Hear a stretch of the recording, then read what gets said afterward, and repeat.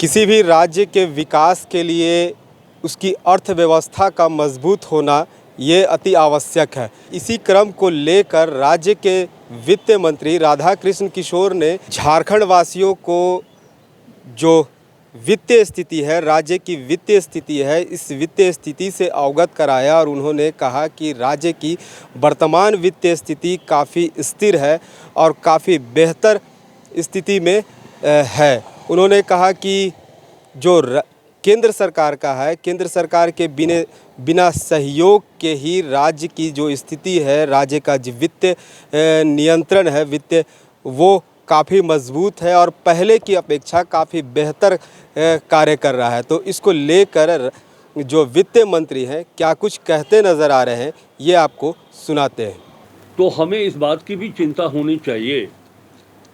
कि हमारा जो आय का स्रोत है वो कैसा है और कितना है। हम आय के स्रोत को किस तरह और मजबूत कर सकते हैं। राजस्व संग्रहण कैसे समय पर हम प्राप्त कर सकते हैं ताकि हमारा राजस्व ही वो माध्यम है जिससे 25 वर्ष के युवा झारखंड को और सशक्त और मजबूत बनाया जा सके सामाजिक आर्थिक रूप से।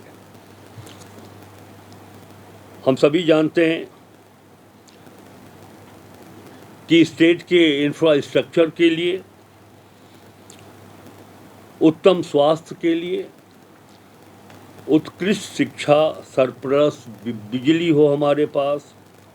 जल संचयन, शुद्ध पेयजल, ग्रामीण अर्थव्यवस्था की मजबूती व रोजगार के अवसर, सामाजिक सुरक्षा,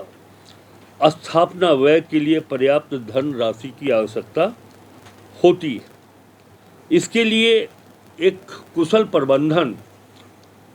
और एक बढ़िया मैकेनिज्म जब तक ना हो तो इस दिशा में सार्थक उपलब्धि हम नहीं प्राप्त कर सकते। जब मैं वित्त मंत्री के रूप में पदभार ग्रहण किया था तो माननीय मुख्यमंत्री जी का ये निर्देश प्राप्त हुआ कि ये चुनावी वर्ष है, 2 चुनाव झारखंड को देखना पड़ा है, लोकसभा का और विधानसभा का। हमारे पत्रकार बंधु सभी अच्छी तरह से अवगत है कि जब 2 चुनाव एक वित्तीय वर्ष में देखना पड़ता है तो उसका असर प्रशासनिक दायित्वों के निर्वहन पर भी पड़ता है। अर्थात राजस्व संग्रहण कार्य भी बाधित होता है या यूँ कहें कि प्रभावित होता है। एक्सपेंडिचर भी हम इसलिए उस गति से नहीं कर पाते हैं कारण कि जो मॉडल कोड लगा होता है तो बहुत सारे बंदेज भी हमारे सामने, सरकार के सामने होते हैं। उन्होंने मुझे कहा कि और हमारे अधिकारियों को भी कहा कि जितना बेहतर हम कर सकते हैं इसके बाद भी ये हम सबों की जिम्मेवारी होनी चाहिए कि हम रेवेन्यू कलेक्शन और एक्सपेंडिचर हमारा संतोषप्रद हो, कम से कम पिछले के कुछ वर्षों के अपेक्षा, या ये यूँ कहे कि इसके पहले जो 2019 चुनावी वर्ष था, हर 5 वर्ष में होता है, आप सभी जानते हैं, तो हम अपने सक्रियता से इन विषयों पर एक संतोषप्रद उपलब्धि हासिल करें। उन्होंने ये जिम्मेवारी हम सबों को सौंपी थी। तो अपना टैक्स, ओन टैक्स, जिसमें शेयर ऑफ सेंट्रल टैक्सेस, केंद्र के करों में राज्य की हिस्सेदारी, अनुदान की राशि, वाणिज्य कर, land revenue, excise, registration, transport, mines,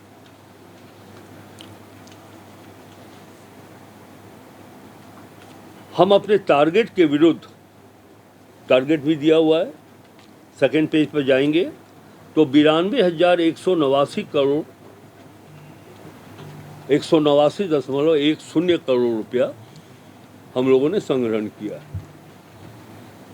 जो कि टोटल बजट साइज के अगेंस्ट में 86.16% है। हम सबों की कोशिश थी, पूरा लक्ष्य हम लोगों ने दिया था कि कम से कम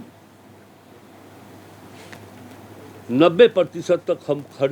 संग्रहण कर सके। लेकिन इसके बावजूद भी, जैसा कि हमने कहा कि एक इम्पैक्ट तो पड़ता है चुनाव का, उसके बावजूद भी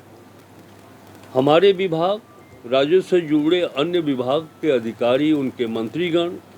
ये उनका ही प्रयास रहा है कि 86.16% हमारा संग्रहण स्टेट ओन टैक्स से हुआ। यद्यपि हम यह भी कहना चाहेंगे कि ग्रांट्स इन एड, अनुदान की राशि का जो लक्ष्य था 16,961.35 करोड़ रुपया, उसके विरुद्ध हमें प्राप्ति हुई है 9,063 करोड़ रुपए। फिर हम इस वित्तीय वर्ष के लिए भारत सरकार के संबंधित माननीय मंत्री से मिलेंगे, अनुरोध करेंगे कि झारखंड को अनुदान की जो राशि है वो लक्ष्य के आलोक में उपलब्ध कराया जाए। उसके बाद अदर नॉन टैक्स रिसिप्ट जो हमारा हुआ है, वह 1,34,000 क्या है, 1 लाख क्या पढ़ेंगे इसको, 1,03,000 1,03,469.82 यानी कि 80.27%।